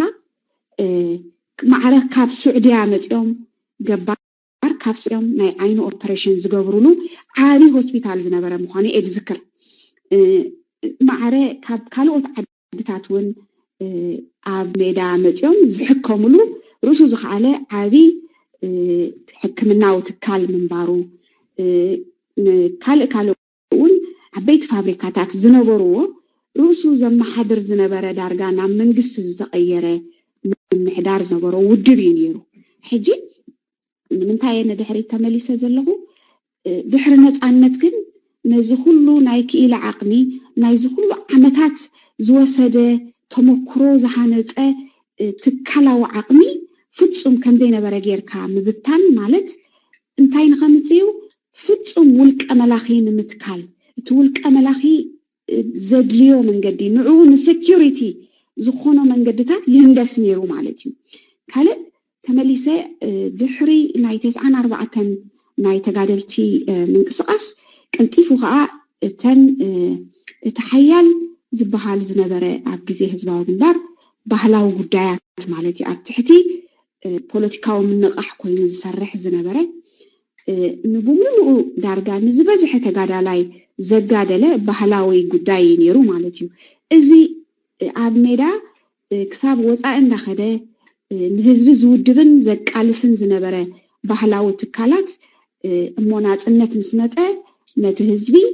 ኣብ መንጎ ህዝብን ተጋደልትን ክፍጠር ዝኽእል ሓያል ኮኔክሽን ንምብታኽ ሓደ ካልኣይ እቲ ወዳቢ ማለት እቲ ባህላዊ ኣካል ማለት ክንሪኦ ከለና ኣብቲ ግዜ እቲ ዝነበረ ክፍሊ ህዝቢ ድዩ ጆማሂር ድዩ ዋላ እቲ ዝነበረ ትካላት ኣብ ድሕሪ መስመራት ንህዝቢ ከጋድል ከሎ ካብቲ ጀማሂር ወይ ድማ ካብቲ ባዶ 6 ዋላቲ ካልእ ትካላት ዘጋድሎ ዝነበረ ህዝቢ ንላዕሊ እቲ ባህላዊ ትካል እቲ ባህልታት መፅና ብሓንቲ ዓዲ ባህሊ ከሪያ ከለዋ ናይ ክፍለ ሰራዊታት ባህልታት ማዕረ ክንደይ ህዝቢ ንክጋደል ይወርድ ነይሩ ማለት እዩ ሕጂ እንታይ ማለት እዩ ስምዒት ናይ ህዝቢ ኤርትራ ዘለዓዕል ዝነበረ ንኸጋድል ዓብይ ባህላዊ ጉዳያት ናይ ህዝባዊ ምሲ ኣብ ዓራብ ኮይኑስ እቲ ፍርቂ ገድሊ ንኸሳትፍ ወይ ከዓ ልዕሊ ማለት ሓያል ገው ኣካል ንኸቅውም ኣብ ተራ ዝነበሮ እዩ ማለት እዩ ንሱ ከዓ ኣብ 94 መጀመርያ ኣቢሉ እዚ ትካል እዚ ክፈርስ ነይርዎ ፋሒሉ ናብ ኮራት ናብ ክፍለ ሰራዊታት ክህንጣሕ ነይርዎ ከም ዘይነበረ ክኸውን ማለት እዩ ኢለ ኩሉ ግዜ ንነብሰይ ሓታ ንምንታይ ሽዑ ደይኮነ እንዳ ህዝቢ ብዛዕባ ዲሞክራሲያዊ መሰሉ ክመሃር ክፈልጦ ህዝባዊ ግንባር እንታይ ነይሩ ቃልሲ እንታይ ኣሕሊፉ ናብቲ ናጽነት ንኽበጽሕ እንታይ መስዋዕቲ ሰጊሩ እንታይ ተጻብኦታት ሰጊዋት ጀኸነት ዝመጾ ዘሎ ህዝቢ እንታይ ክመሃር ከም ዘለዎ ዓበይቲ መማሃራን ክኾና ዝኽእላ ዓበይቲ ጉጅለ ባህልታት ለኔን ነዚአን ከዓ ንፍንጣሕ ሓደ ምልክት እዩ ማለት እዩ ቋንቋ ማለት ባህሊ ትደርፊ ትድራማ እትገለ ቋንቋ እዩ ነይሩ ማለት እዩ ነቲ ህዝቢ ብሓደ ደቂቕ ኣብ ሓደ መስመር ከእቱ ዝኽእል ዓቕሚ ዝነበረን ባህልታት ነይረን ማለት እዩ እዚ ሓደ ካብቲ ተጋዳላይ ክጥርነፍ ከም ዘይብሉ ዓቕሚ ናይ ተጋዳላይ ክብተን ከም ዘለዎ እዚ ናይ ስለያ ጠቂሰልኩሜ ናይ ፖለቲካዊ ትካላት ካብ ባህሊ ብሓፂር ጠቂሰልኩሜ ካድራት ንገዛእ ርሶም እቲ ኣብ ሜዳ በብእዋኑ በብዙርያታት ዝስልጥኑ ካድራት ነይሮም እዮም እዞም ካድራት እዚኣቶም ኣበይ ኣትዮም ገሊኦም ፋሒሎም ተጣዊሶም ገሊኦም ደስኪሎም ገሊኦም ገለ ርእሶም ኣድኒኖም እዞም ካድራት እዚኣቶም ክውድቡን ክምህሩን ነቲ ህዝቢ ዲሞክራሲያዊ መሰሉ ከፍልጥዎን ዓቕሚ ዝነበሮም ካድራት እዮም ነይሮም ንምንታይ እዚ ኩሉ ንፍንጣሕ ኣድለየ ንምንታይ ክዳኸም ተደልዩ ምድኻም ተኮይኑ ንምንታይ ኩሉ መትንታት ናይቲ ዝነበረ ዘይዳኸም እንታይ ሕጂ ህግደፍ ዝበሃል ዘሎ ዝጉስጉስ ዘሎ ወላ ንሱ ዘይዳኸም እንታይ ኮይኑ ኖ እሱ ዓብላሊ ኮይኑ ንኽወፅእ እተን ክፍንጣሓ ዘለዎን ብሙሉአን ማለት ኢሳያስ ሕጂ ክብል ዘለኹ ኢሳያስ ዓብላሊ መላኺ ኮይኑ ክወፅእ ክገብሮ ዝነበሮ ነገራት ነይሩ እሰን ከዓ እተን ከጥፈአን ዝነበሮ እተን ዘጠራጥሮ ወይ ድማ ዘስግኦ ዝነበራ ማለት ትካላት ክፍንጣሓ ነይሩዎን ማለት እዩ ሕጂ ኩሉ ተዓቕሚ ክዳኸም ኣለዎ ማለት እዩ ከቢድ ብረቱን ከምኡ ከቢድ ብረቱን ሓያል ጥርኑፍ ኣወዳድባ ዝነበሮ ብገዳይም ተጋደልቲ ዝመሓደር ማለት ብገዳይም ተጋደልቲ ዝተዓብለለ ውድብ እዩ ማለት ማሕበር እዩ እዚ ክፍሊ እዩ ነይሩ ሕጂ እዞም ተጋደልቲ እዚኣቶም ናጽነት ኣምፂኦም ግን ከም ከቢድ ብረት ኮይኖም ክቕፅሉ ኣይተደለዩን በብእዋኑ ነቶም ሓያላት ዝበሃሉ ኣብ ዝኾነ ምንቅስቃስ ነይሩ እኮ እንዳተባሃሉ በብእዋኑ ተተሳሒቦም ገሊኦም ጠፊኦም ገሊኦም ሃሚኖም ተሪፎም ማለት እዩ ሕጂ ስግኣት ንኢሳያስ ስግኣት ክፍጠሮ ኣይክእልን እዩ ሕጂ እንታይ ይኽብል ደልየ ደለኹ እዚ ኩሉ እንዳዳኸሙ ከሎ ነቲ ሓያል ዓቕሚ ዝነበሮ ንፀላኢ ስዒሩ ዝመፀ ዓቕሚ ናይ ህዝባዊ ግንባር ድሕሪ ነፃነት መላኺ ኮይኑ ክኸይድ ስለ ዝደለየ ነቲ ዘድልዮ ከዕንብብ ውጭዝ ነቲ ክመርሖ ዝደሊ ህግደፍ ዝበሃል መራሒ ኮይኑ ክኸደሉ ዝደሊ ከዕንብቦ ደልዩ ቀፂሉ ናብኡ ነቲ ህዝባዊ ግንባርን ነቲ ህዝብን ግን ክደሃኽ ስለ ዘለዎ ክጥርነፍ ስለዘይደልዮ ዝኾነ ንዕኡ ትረት ክገብሮ ዝኽእል ነገር ኢሊሚኔት እንዳገበረ መፂኡ ማለት እዩ እዚ ህዝባዊ ግንባርን ህግደፍን ዝበሃል ዘሎ እንተደኣ ህዝባዊ ግንባር ከምዚሉ ተወፂዑ ተጋዳላዩ ተደርቢዩ ኣብ መንጎ ህዝብን ተጋደልትን ዓብ ፍልልያት ተፈጢሩ ንኣብነት ሓፃር ኣብነት ክገልፀም መጀመርያ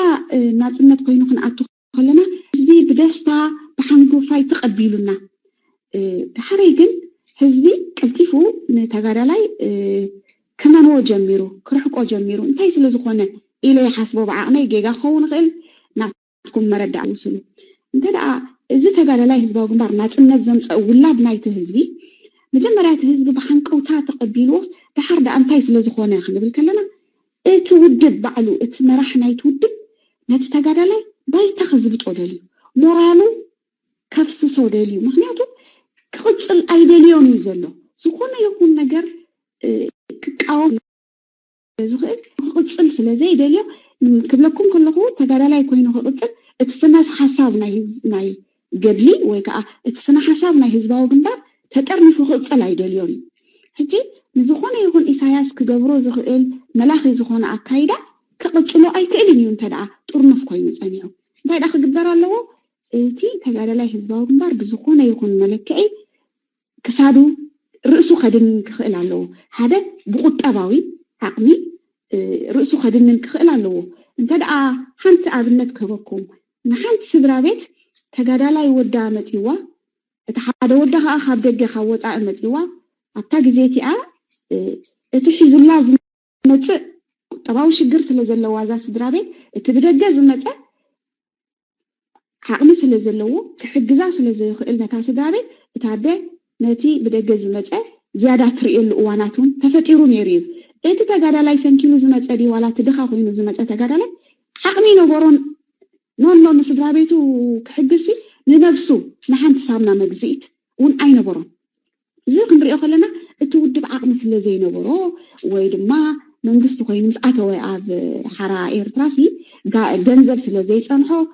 ዝበሃል የዋህ ዝኾነ ኣተሓሳስባ ከይህልወና ህዝባዊ ግንባር ልዕሊ ማንም ግዜ ሃብታም ኮይኑ እንተበቲ ዝነበሮ ናይ ደገ ናይ ሽፍትነት ስራሕ ድዩ ዋላ ካልእ ስራሕት ዝነበሮ ገንዘብ እኹል ነይሩ እዩ ንተጋዳላይ መሳርፍ ክህበሉ ዝኽእል ንተጋዳላይ ርእሱ ንኸየድንን ቁጠባዊ ዓቕሚ ናይ ተጋዳላይ ኣትሊስት ርእሱ ንኸየድንን ክሕግዞ ዝኽእለሉ ዓቕሚ ነይርዎ እዩ ግን ክገብሮ ኣይደለየን ምክንያቱ እቲ ዕላማ ሓንቲ እያ ክቕፅል ኣይደለዮን ካልእ ቀፂለ እቲ ሓያል በደል ወሪድዎ እዩ ንተጋዳላይ ክብል ከለኹ ተጋዳላይን ገባርን ትብል ቋንቋ ንገዛ ርእሳ ገባር ክንብሎም ከለና ኣነ ካብቶም ሓንቲ ካብ ገባር ዝብል ቋንቋ ጥቀመላ ነይረ እንጂ ተጋዳላይ ንህዝቢ ገባር ክፅውዖ ኦፍ ኮርስ ኣብቲ በረኻት ለና ምፍላይ ኣብ ከበሳታት ኣብ ዝነበርናሉ እዋናት ገባር መፀውዒ ናይቲ ህዝቢ ንጥቀመሉ ነርና ማለት እዩ ኣብቲ ከተማታት ግን ገባር ዘይኮነ ሲቪሊያንስ እዮም ክበሃሉ ዝደልዩ ዝነበሩ ብዙሕ ክትዓቱን ይመፅእ ነይሩ እንታይ ገባር ትብሉና ገለ ዝብል ዘረባታት ነይሩ እዩ ሕጂ ኣብ መንጎ ህዝብን ተጋደልትን ዘይ ኣዝዩ ረቂቕ ብዝኾነ ሜላ ፍልልያት ይፈጥር ነይሩ ማለት እዩ እቲ ስርዓት ሕጂ እቲ ህዝቢ ኣይርድኦን እቲ ተጋዳላይ እውን ብዙሕ ኣይስተብህለሉ ነይሩ ኸውን ዋላ ዓቕሚ እውን ስለዘይነበሮ ክገብሮ ዝኽእል ነገራት ኣይነበሮን ንኣብነት ካብተን ኣዝየ ዝዝክረን መጀመርያ ተጋዳላይ ናብ ስድራ ቤቱ ዓድታት ክበፅሕ ክደሊ ከሎስ ኣውቶቡስ ተሳፊሩ ክኸይድ ነይርዎ ናብተን ዓድታት ማለት እዩ ሕጂ ኣብ ሓንቲ ኣውቶቡስ 5 ተጋደልቲ ብነፃ ክስቀሉ زبل تأزاز قال وزينيروس حجتهم سابوتوس نتقادا لاي 4-5 ليلهم قصيرهم يم زفقدلو مالتي يخسقال مغنياتو كخفل عقلي نبرو حجي انتا إذ مالتي لمي نخسقالي تزيكونا خا كي كدا خحبريو سابتن بدحر إذا اللو أطوبس كنا صارين ولا قال ويك أبو بروخ خيدالو كيدو خا نتا أمتات فليواز نبر حنت بان خماني حجزي انتايو سايكولوجيكالي نتقادا لاي نزل يتقادي لاي كنزبل رؤسو خمزدنن جيروي مالتي حجي حي تقطباوي صقم زفطرلو نتقادا لاي افتح معليا زي بلو فتح ابصيحو معناتو اب كتما اندحر ربح زبل منبابرو زلوا سيفيل رخيبو نابرو اوف كورس كم حيش قبل نتا سيفيل كمرعاو كدليو ويكاتا تقداليت نتزحشه الى تحسبو جمس قطبا استاساسره ختنتنلكم ايدليني اب كم ز عينت درجه خودو خلو داي مدايل كاز تغبره دموز زي مهاب قطباو عقمنا يتقدالاي كم حيش زي مدلاي تاكيبو طرعناتو خسمع زي مفقاد تسمعون كال ارستات هيبكا انكفاتات كفطرو زدلي ام كال اجندا زنبروم يوم كال موددار زنبروم يوم اندابلكا مقنصال مأسار مزي توسن عمتات مقراز از كله بدلات ابلع لتغادالاي يوريدو حزبي نتغادالاي كم زنعقو تغيرو مالتيو حجزي ازيو رقيق زخونه اسرارح تغي اتشعو زتغبره يخمان حجي امون بدحريون قصيله امونغو تغادالاين يكالو وارساي زبل اسمات لا فطركا فنياتو كبيديو منالبات بيوحنت انتري خيو و قليل كمسل الخون قليل جنا ايكونن نزي حجي بصحنايو زلنا حيال مفللاي بايتا زغبره كابت شعو اتحيزو دحرنا صنت زخسكوس زنبره بزحجي ملاخ زخونه سرعت زخسكوس زنبره ناي صل افلسي ينيو حجي نريو لنا تغادلتي انتاينا صنت كتمصلنا نابارنت مليسكمنا ወይ ድማ ሸፋቱ ወይ እዚ እቲ ዝበሃል ነገራት ካበይ ዝመጽ ዘሎ ካምረት ዝመጽ እዩ ሰብ መስመረሮ ብዙሕ ይዝብል እጂ ናብዚ ደረጃ ዝኸይበጽሕ ግን እቲ ህዝባዊ ግንባር ዝበሃል ምስ ሞራሉ ምስ ዲግኒቲኡ ሰላማዊ መንገዲ ተፋኒዩ ድዩ ክቅጽል ዝደለየ ክቅጽል ድዩ ዕድል ኣይተገብረሉ ክመሃር ዕድል ኣይተዋሃበን كودب عدل لاي توهبن انت عدل توهبت تدخ نغركم ام مقابر حقبر طرح السا عدل توهيبو مسموت طرح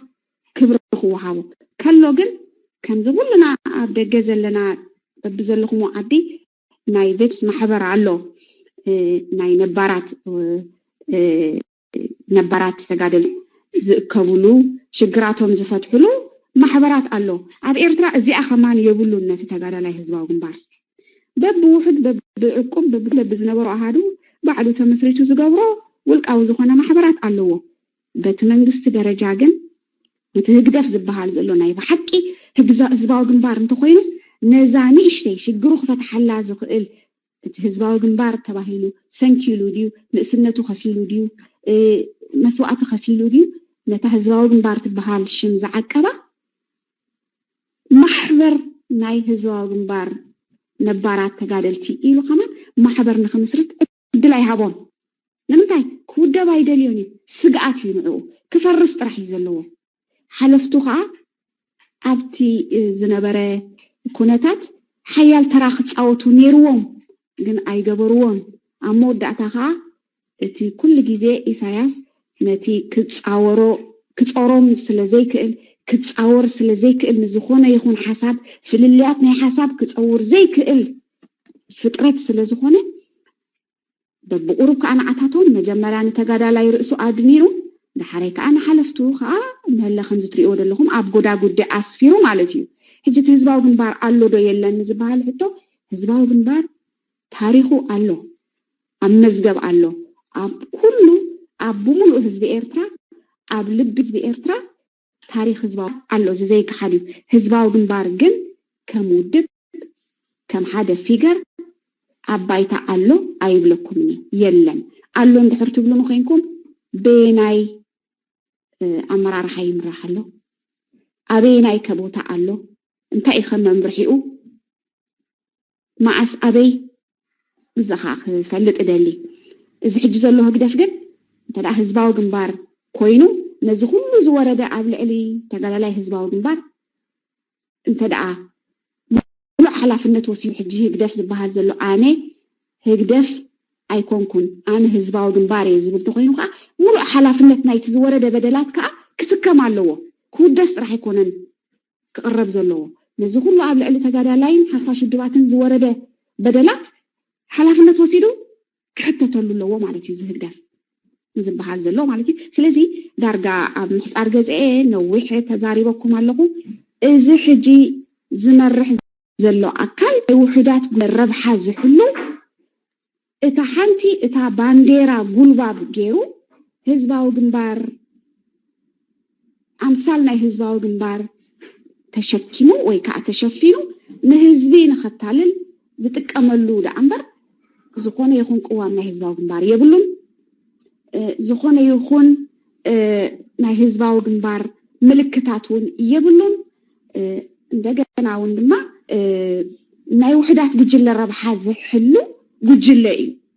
ካብዚ ተበጊሰ ድማ ምስ ህዝባዊ ግንባር ምትእስሳር የብሉን ህዝባዊ ግንባር እውን ህግደፍ ክኸውን ዋላ ሓደ ምልክታት ኣይርኤሉን ኣነ ህግደፍ ከኣከሙ በኣንጻሩ ህዝባዊ ግንባር እዩ ዘብሎ ዋላ ሓደ ምልክታቱን የብሉ ኣብዚ ዳርጋ ከጠቃልል ሕጂ እዚ ሕጂ ዘሎ ስርዓት ምናልባት ብግርህና ዳርጋ ኩሉ ህዝቢ ኤርትራ ንህግደፍ እንታይ እዩ ዝብል እዚ ናጽነት ዘምጽእ እዚ መስዋዕቲ ዝኸፈልሉ ደቅና እዚ ኩሉ ታሪኽ ዝፈጸመ ህዝባዊ ግንባርሲ ከመይ ጌርና ክንጠልሞ ኢሉ ንህግደፍ ሕጂ በኣምሳል ህዝባዊ ግንባር ስለዝሪኦ ዘሎ እዚኣ ያን ኩልና ኣብዚኣ ዓዘቕቲ ኮይናትና ዘላ ማለት እዩ ሕጂ እንታይ የኽብል ዝደሊ ንህዝቢ ኤርትራ በጃኻ ህዝቢ ኤርትራ እዚ ሕጂ ዘሎ ህግደፍ ንህዝባዊ ግንባር ኣይውክሎን ብሓቂ ንህዝባዊ ግንባር ተሓምም እንተደኣ ኮይንካ እዚ ሕጂ ዘሎ ስርዓት ህግደፍ ንህዝባዊ ግንባር ትንፋስ ብዘይህብ መንገዲ ጨፍጭፍዎ እዩ ታሪኹ ኣጸሊምዎ እዩ ኣርሲሕዎ እዩ በዲልዎ እዩ ቀንፂልዎ እዩ ርእሱ ኣድኒንዎ እዩ ዳግማይ ንኽውደቡን ዕድል ከሊእዎ እዩ እቲ ውላድ ህዝባዊ ግንባር ዝበሃል ኣብ ፍቕዶ ሲናይ በረኻ ኣብ ባሕርታት ሜዲተራንያን ኣብ ስደት ጠፊዩ እዩ እቲ ህዝባዊ ግንባር ዝበሃል ዘሎ እቲ ኣዝዩ ዝኸፍአ በደል ኣብ ሙሉእ ህዝቢ ኤርትራ ክፈልጦ ዘለዎ ኣብ ልዕሊ ህዝባዊ ግንባር ዝወረደ በደል ኣዝዩ ዘሕዝን ዘስካሕክሕ በደል ይወሪድዎ ዘሎ ስለዚ እዚ ሕጂ ዘሎ ስርዓት ህግደፍ ህዝባዊ ግንባር እዩ ትብሉ እንተደኣ ሃሊኩም ኮንኩም ብጣዕሚ ትጋገዩ ኣለኹም ይብለኩም ኣነ ኣይኮነን ፈሪድዎ እዩ ንሓለፍቱ ነቶም ዓበይቲ መራሕቱ ኣብ ትሕቲ ጎዳጉዲ እትይዎም ኣሎ ንምንታይ ፍልልያት ክፀውር ስለዘይክእል ካብ መጻጽኡ ጀሚሩ ዝኾነ ለውጢ ወይ ድማ ዝኾነ ሓሳብ ንኢሳያስ ዘይትርአም እንተደኣ ኮይና ክቕምፀል ጥራሕ ኣለዎ መሊኹ ክኸይድ ጥራሕ ስለዝደሊ እዚ ታሪኻት ኩሉ ዝምስክሮ እዩ ተጋድሎ ሓርነት ክቕምፀሉ ክጠፍኡ ንወያነ ፀዊዑ ኣጥፊእዎም ህዝብኻ እዮም ህዝቢ ኤርትራ ተጋድሎ ሓርነት ኤርትራውያን እዮም ንኤርትራ ናጽነት ኢሎም ካብ ማሙቕ ገዝኦም ካብ ቤቶም ንሓንቲ ዕላማ ንሓንቲ ናጽነት ኤርትራ ወፂኦም መስዋዕቲ ከፊሎም ግድን እዩ ናይ ስነ ሓሳብ ፍልልያት ነይሩ እቲ ናይ ስነ ሓሳብ ፍልልያት ድማ ብሓያል ተፃዋርነትን ብኣዝዩ በሊሕ ኣካይዳ ኣመራርሓ ክፍታሕ መኽኣለ ነይሩ ግን ኣይደለየን እቲ ሽዑ ዝጭጃእ ዝነበረ መሪሕነት እቲ ሽዑ ሕጂ ንብዙሓት ዘገረሀ ካብቲ እዋን ተጀሚሩ ሜዳ ኤርትራ ብዘይካ ሓደ ውድብ ካልእ ክፀውር ኣይክእልን እዩ ብዝብል ዕላማ ተጋድሎ ሓርነት እውን ፍጹም ካብ ሜዳ ኤርትራ ኣጥፊኡ ሕጂ እውን ዳግማይ ታሪክ ይድገም ኣሎ ንጋገለና ካባይ ጀሚረ እቲ ታሪክ ክንፈልጦ ከለና ካልእ እዩ ነይሩ ሕጂ ክንሪኦ ከለና ግን ተመሊስና ምስ ለበምና ታሪክ ይድገም ኣሎ ኣይንጋገ ህግደፍ ብዝኾነ ይኹን ተኣምር ኣሽንኳይዶን ህዝባዊ ግንባር ንህዝቢ ኤርትራውን ኣይውክልን እዩ ተደኣ ዝውክልና ኮይኑ በየናይ መለክዒታት ክሰምዓኩም ደሊ ኣይውክለናን እዩ ፀላኢና እዩ መርኣያናቱ ከዓ እንህለ ንሪኦ ኣለና ንረብሓታቱ እዚ ሕጂ ዘለናዮ ኩነታት ይምስክረልና ኣሎ ውልቀ መላኺ ንረብሑ ስለ ዝኸይድ ንዕኡ ንህላዊኡ ዘገድሶ ውሳኔታት ትገብር ኣሎ ንኤርትራዊ ንረብሓ ሃገር ከይዱ ኣይፈልጥን እዩ ከይዱ ነይሩ እንተዝኸውን ኣብዚ ደረጃ ዝኣይንበፅሕና ነርና ሕጂ ግን ኣሕፂረ ክነግረኩም በጃኻትኩም እቶም ክሳብ ሕጂ ንህግደፍ ትድግፍዎ ዘለኹም ህግደፍ ናይ ውሕዳት ጉጅለ ዛሕትኦም ድማ ናይ መንነት ሽግር ዘለዎም ትሕቲ ሃገራውነት ዝስምዖም ዜጋታት ተመዝነት ሂቡ ንህዝቢ ኤርትራ ክድህኽ ኣዝዩ ተጠርኒፉ ዝኸይድ ዘሎ ስርዓት እዩ ህዝቢ ኤርትራ ሎሚ ሓንቲ ባኒ ኣብ ዝሰኣነሉ እዋን ህግደፍ ግን ኣብ ክንዲ ባኒ ክቅርብ ቴሌቪዥን ሳተላይት ንደገ ቲቪ ይረኽርብ ይቀርቦ ዋይ ፕሮፓጋንዳኡ ገይሩ ነቲ ቀደም ዘታለሎ ህዝቢ ሕጂ እውን ከታልሎ ስለ ዝመረፀ ህዝቢ ኤርትራ ክነግሩ ሎሚ ክነቕሓሉ ይግብኦ ካባይ ጀሚሩ ሎሚ ሓደ ክንከውን ቀደም ዝነበረ ፍልልያትና ገዲፍና ሕጂ ኤርትራ ንዓት ሓተና ዘላ ኤርትራ ሕጂ ደቀይ ኣበለኹም ትብለና ዘላ ዳግማይ ታሪክ ከይሓተና ካልኣይ ግዜ ትሕቲ ሃገራውያን ከይውን የስግኢ እቲ ኩነታት ዘሎ እሞ ንህግደፍ ኣይፋል በልዎ ብሽም ህዝባዊ ግንባር ኣይክትሽፈንን ኢኻ ድሕሪ ሕጂ በልዎ ህዝባዊ ግንባር ኣብ ልቢ ህዝቢ ኤርትራ ኣሎ ህዝባዊ ግንባር ናጽነት ሃገርና ኣረኪቡና እዩ እቲ ህዝባዊ ግንባር ዘረከበና ናጽነት ትጣላዕ በልዎ ንህግደፍ ኣይትጣላዓሉ በልዎ ሃገር ትሸይጥ ዘለኻ ሃገር ንባዕ ተውሕስ ዘለኻ ህግደፍ ኢኻ በልዎ እሱ ከዓ ረብሑ ንክህሉ ጥራይ እሞ ከየብዝሓልኩም ኣብዚኣ ክውድእ I hope ተረዲእኩምን ትኾኑ ኣነ ፖለቲከኛ ኣይኮንኩን ናይ ፖለቲካ ዓቕሙን የብለይ ግን ኩሉ ግዜ ንብዙሓት ባት ክሓቶም ከለኹ ከዛርቡን ከለዉ እስኽስ ኣብ ሰውራ ዓቢኽስ ከመይ ጌርኪ ኣንጻር እዚ መንግስቲ ትኾኒ ክብሉ ከለዉ እወ ኣብ ሰውራ ስለ ዝዓበኹ እቶም ገዲፈዮም ዝመጣኹ እሶም ድቃስ ስለ ዝኸልኡንስ ኣነ እዚ ስርዓት እዚ ፍጹም ክድምሰስ ይደልዮ እታ ክትኽልዋ ዝደለኹም ሃገር እቲ ክትኽልዎ ዝተሰዋእኩምሉ ዕላማ ንሱ ክሳብ ዝትከል ኣነ ኣንጻር ህግደፍ የልዓፍ ልበይ ነፊዐ ዝወፅእ ስለዚ እዚ ወድሓንኩም ከይበዝሕ ክገድፈልኩም ሰሚዕኩም ንትኾኑ thank you ክብርቲ ጋሻና ትዕግስቲ ካሕሳይ ይስማዕ ከሉ ኣነ ተስፋ ገብር thank you ናይ በሓቂ ኣብ ብዙሕ ነጥብታት ኣነ ብፍላይ ዝሰማማዓሉ ከማይ ብዙሓት ዝሰማምዕሉ ነጥብታት ኣልክነርኪ ኣነ ቅድሚ ናብ ሕቶ ምስጋርና ሓንቲ ሕቶ ካቀርብ እየ ብፍላይ እውን በዚ ናይ ሎሚ ዓልልትዮ ዝነበርካ ርእስቲ ዝምልከት እዩ ኢሳያስን መሻርክቱን ኩሉ ሻዕ ኣብ ኩሉ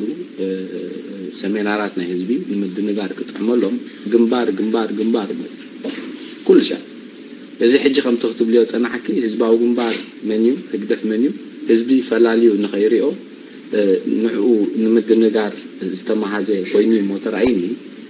سلمنتايم بعد سياسن مشاركتم تا جنبار እንዳበሉ أنا سمعي فلتني إساس حزباو جنبار من التعامل صبيح واقل مبزحته جزء جنبار يدبل إذا حجز اللون مجلسي نايت سحجوا زلوا عكايدة بجنبار غيره قول شيء زفتن قال أيتخ مسعى حوسي لا فتساميت شماغل لنا هيك دفع 94 إذا قمنا فا هيك دفع مسرات فتساميت شماغل عبالات زباو جنبار نبورو مالتي وي زباو جنبار نبيك دك ساغا كلا كم سلفي أبزو وانزي الله وديم ويسي توم تأثروا مبزحتهم عبالات هيكدف بمسورة هيكدف النسبة ومبارك فلا اليوم زغل تيكستا يومو أبزيا حجي كبر حلون هزبون إتا هيكدف كم هيكدف الله ديا ندحر الله خوينا سمتيش ما قلتا تعبيلو نزيئن كستا يقر كنت بتفل اللي عمونغو هزبا ومبارن عمونغو إذا حجي بشم هيكدف إلا تخيد الله بوجلن رديتنا خسفة كبرتي قاشانا تعقستك حساي ما يقنع تردي كنت تقوم كاتلس حراي تا حتو خاسي تا حجي هدفت بحال زلاسي على ديا فتعميت شماغل على واديو زبلي حقك هو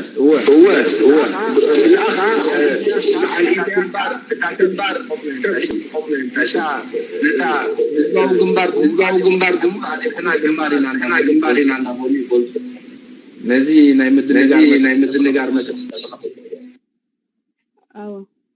يسمع له خدي اسكا حدا بلوني يسمع له خدي هو انت ايزبل انا تا هجدف تبهال زلا تا شما علان يا ملكم فصاميت شماغله على واديو زما حدرا حقي وي تقيدلو حقي علو ديو ابي ناي اوانات تكب وي انتاي عينت وسانتات تحلف زبل حطوتات علو نديو انا بوغني تي هجدف زبهال زي لك حسبو خلقو مبزحته فوكاسو ابيو ابتي ابدغ زلو حزبي نتا ابدغ زلو حزبي بهجدف تودب هجدف كتكون عليكا نمبال قند خا هجدف كوينو بزح قصره حليو تقدم اعلامو ناي ገንዘብ ناي بانك مالت ناي ገንዘብ አታው መخعبتي ዝጥቀመሉ ታ ሽም ንገዛርሳ ዝተፈላልየ ጉዳያት ፌስቲቫል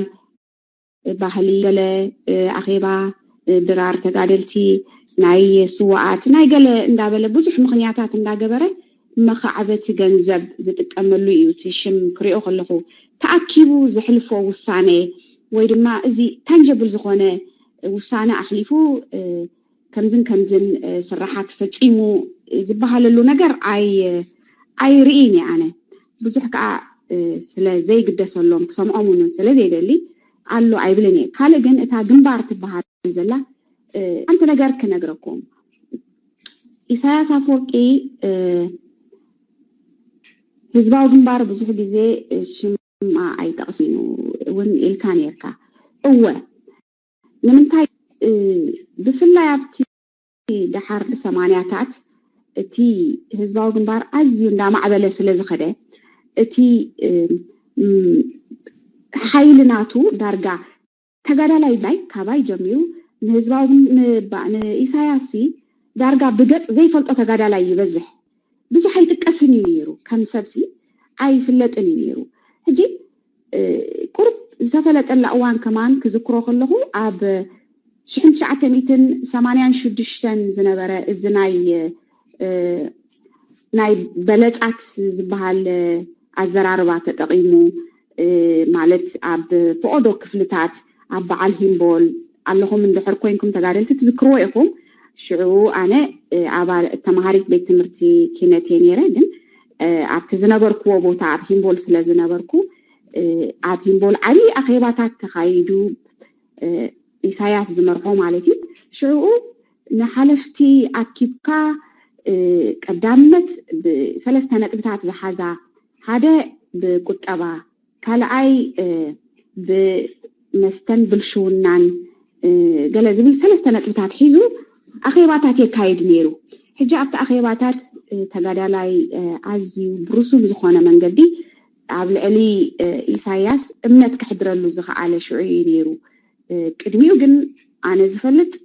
رمضان حمل نور زي سوي زفلت زنبرا أنا عميدا تدقاق من سمع زنبرنا هجي إساياس قن دحري سامانيان شدشتن اتي بب أهدو بب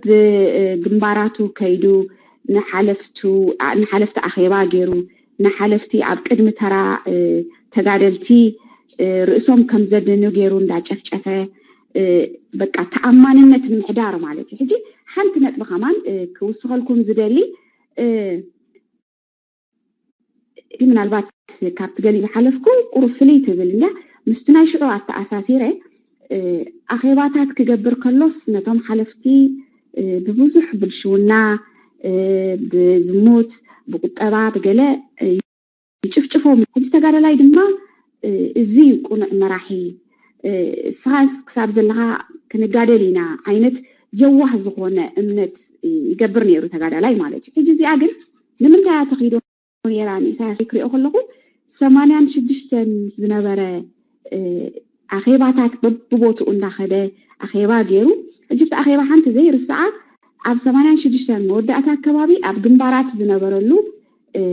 أخيبا نزي حجي فيليبوس زبهال زلو اللول وتادراوي مراحة عندارو خوين زلو مش نعوه يذكرني تقادلتي انتاي كبلو سمعني نيرا أنا بأكل أي سماعكم أي نبركونا أوجل شعو ببلشونا أزيو تشفشفوه مالتي رؤسو خصاب زدنن بسراويتو خصاب زنعاق عينت حجي انتاي إذا مسلكا إساياس أزيو قنق أزيو ثوراوي زخونة نتي تحتوي أكل نتي تقادالاي زخبرن ربحاناي قدلي زحلون عينت جيركا نمقراب يونيرو شعو مالتي إساياس تباهيلو حجي شعونا أنا 20 أنا ما ذكرني أبتا أخيباناي هينبولون كنعطو أي قبعنا نيرو مساي زنبرو نيروم ذكروه هونيا توم تقادلت خيكوبو خلو مشاتينا تصوليقنا خينا أخيبا توم تقادلتي أفعجفو نريوم نبرنا مالتي دي بنشتيكم كاتي ذكرو أي ترسعونيها إساسا فرق خمزيلوه مين عن دقم شو بدحريو سامانان شو عتن ودباو قبائي دالو سلزنبره أبتا ودباو قبائي عبلا لخنخ وزء زتتقملو ميلاعي نيرو مالتي سلازي بريحريو حجي مع التأساسيرة ندحريت كيكودكو قدميت كمزء انت دقا شعو ازي سافورك زبحال زلو نبل شونا تاتن نتأكايدات شعو زنبره ازي زنقف مقلول تقادا لاي انت دقا نيرو غينو نمنتاي دقا حجي هاقراب زخونالو تي ألو زي بحال اندرا زكايد اللازلو إيرترا نتن يوه حزبي دقو نساوا سرده اتن هتانا دقو حابحيبو بتاو حتى عقمو صباح نقو تماهيروم سبك خونو لي إيلو زفريوم ولادو بعال فيليبوس تعوتو لنزلو ناي مجابا مالت ناي ميدا مستري قلع مالتي ايه من نمزريو بعال فيليبوس لومي تدليو أسروخا تدليو حردوخا تدليو تحتو أوفيسوم نموال أسروخا أصن حلي لهم بيت ما أسرتي أوتوخا بزح زانتاتاتينا نسمنا حجي انتا قبلك هذه ليك ناي بحكي إذا حجي زلو مراحي صوراوي نيرو ويد ما قال ساعة قويتو زبحال انت دعا نيرو خوينو إذا من تايد حجي نزخون جبنات بتوم عبيت وتهدراويان حلفتي بعال تخلاها بتسلاسي بعال فيليبوس بعال مانجوس زوم كلهم عبيت نسمعهم زوم كلنا نسمعهم زلنا قالوا زي بحال بدلات مش يفتصموا له شو دعا مش تشوفهم نيرو من تاي كمرس لازدالي تاو دبات قواعدي حجي جن تماريسوس لعلو مالت بعلو تماريسوس بعلو راح خوينس زوردوس لزي بالوديو متان ربحو خيتنكف زخونه يخون عبل عليو ዝኾነ ይኹን ነገር እንቅፋት ንኸይመጽእ እዚኣቶም ገዲፍዎም ጎብለላት ክኾኑ ክእንድሩ ክጭፍጭፉ ግን ንስልጣኑ ከዓ ዋሕስ ክኾንዎ ማለት እዩ ስለዚ እዚ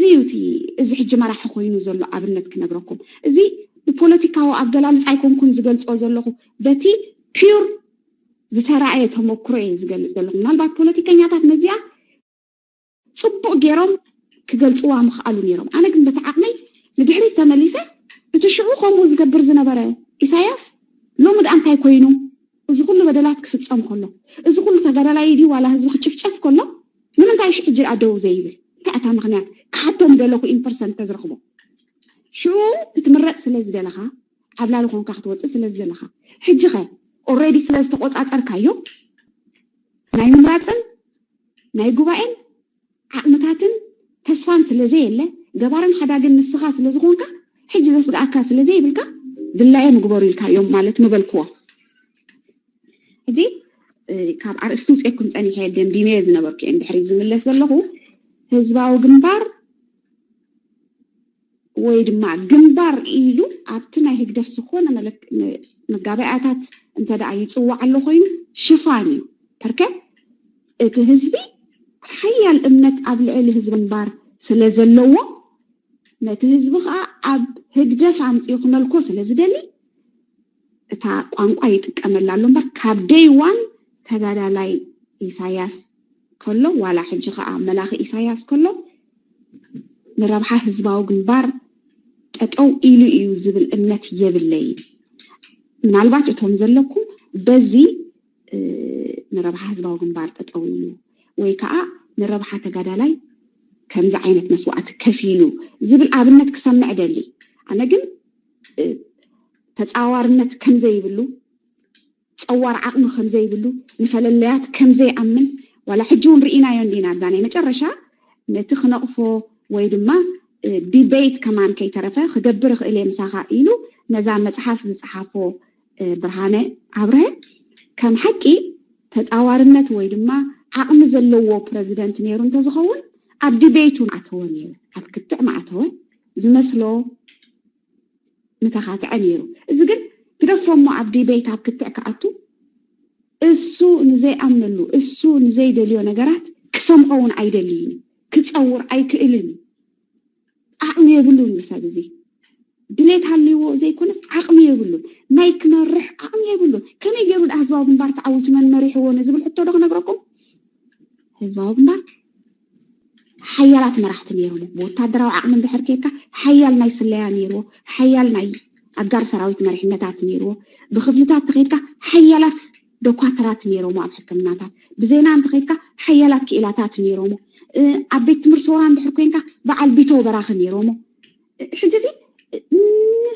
እቲ ውድብሲ ሓያል ኣወዳድባ ስለዝነበሮ መሪሕነት ኣካሉ ከዓ ኣዝዩ ዝበለፀ ሓንጎል ስለዝነበሮ ናይ ብዙሓት ሓንጎል ከዓ ተጠርኒፉን ተሳቲፉን ኣሳቲፉን ይኸይድ ስለዝነበረ እዩ ኣብ ዓወት ኣብፅሕዎ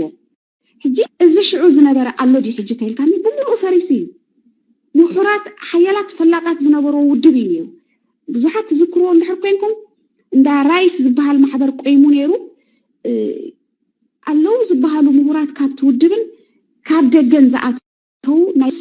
ሪሰርች ሰንተር ቆይሙ ነይሩ ኣብ ሂምቦ እዚ ብሕጂ ክሪኦ ከለኹ ብኤርትራ ደይኮነስ ብቐርኒ ኣፍሪቃ ከም ማሕድሩ ዝኽእሉ ሓያላት ክኢላታት ነይሮም ሽዑ ዝነበሩ ሓለፍቱ ትዝክርዎም እንድሕር ኮይንኩም በዓል ወዲ ዓሸራ ዝበሃሉ ነይሮም በዓል ወዲ ዳኛው ነይሮም በዓል መንሳተፍዎ ነይሮም በዓል ሃይለ መንቆሬዎስ ነይሮም በዓል ጴጥሮስ ሃይለ ማርያም ተሳተፍቲ ነይሮም እዞም ዓበይቲ ምሁራት ዝነበሩ ካብ ሃርቫርድ ተመሪቖም ዝመፁ ድዮም ካብ ተፈላለየ ዓበይቲ ዩኒቨርሲታት ተመሪቖም ዝመፁ ተጋደልቲ ዘወሃህድዎ ሓያል ናይ ሪሰርች ማሕበር ነይሩ ኣብ ሂምቦ ክኹርዕ ዝኽእል ንኤርትራ ኮይኑስ ንሙሉእ ኣፍሪቃ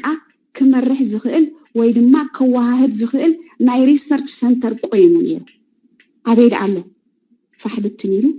ገሊኦም ተኣሲሮም ገሊኦም ተሰዲዶም ገሊኦም ከዓ ኣብ ኣስመራ ክነብሩ ኣብ ዘይክእልሉ ደረጃ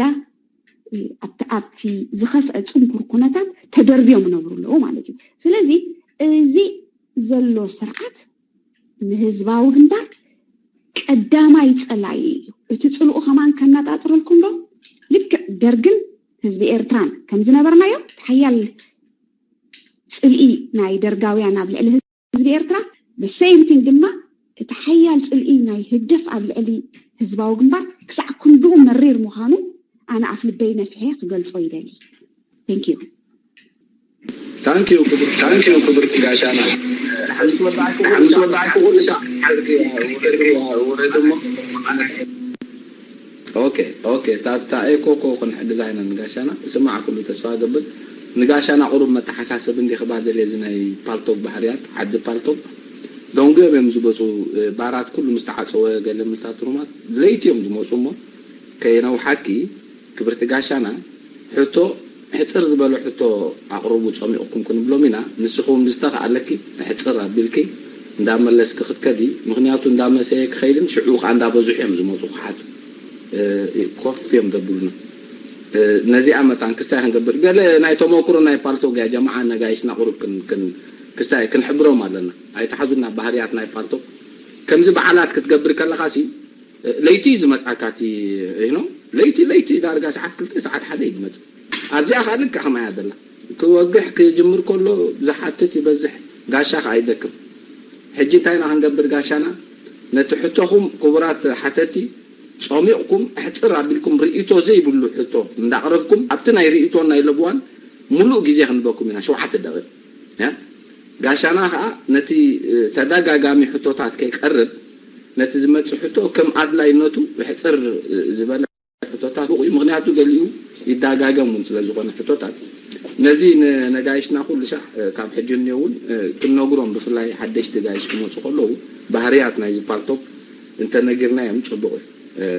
مغنياتو سي تساتفتي خاطكون بحرياتو خاطفلتلو ثانك يو ابريغا زلغا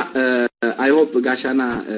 ترديات نختكون حتى تغا ترديكم نختكون لوبوا زيبلو ريتو زيبلو حتو دايركت እንደ حتتكم بعلكم አይተመልሱ ናኹም ዝመስለኩም መልስ አይታሃቡ حتو ንጋሻ አቀሚጥኩም ትወርዱ ያ ثانك يو ሜዳ ሓደ አሾ አተ زي تجاجي ميدا حد شو عت زي حداش نيكنيم سلازخونه تبعتاي انستيتي فلتكم زانيكنيم ميدا حونا ويحفتنا ما يكنع خاوي نعخي